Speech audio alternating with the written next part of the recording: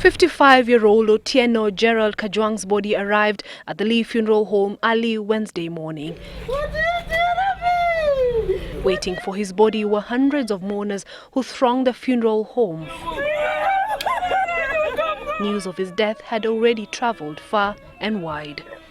The entire country shocked by his sudden death, those who were with him Tuesday telling of a man who was his usual jovial self, as evident in his trademark robust debate on the floor of the Senate.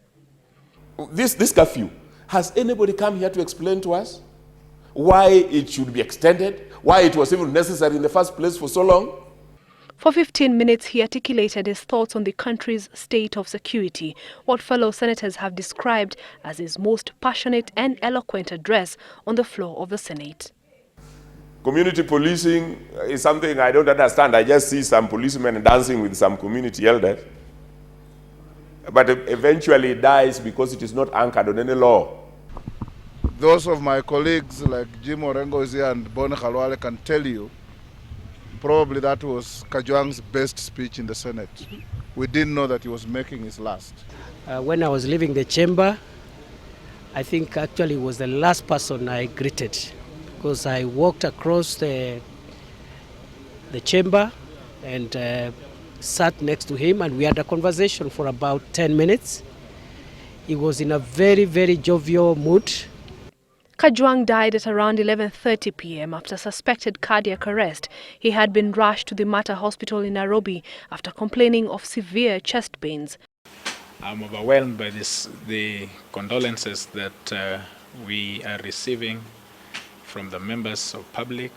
CORD Core Principal Raila Odinga was among the first to arrive at the Mater Hospital to facilitate the transfer of his body to the Lee Funeral Home. And according to him, Kajwang had only last Saturday survived a road accident.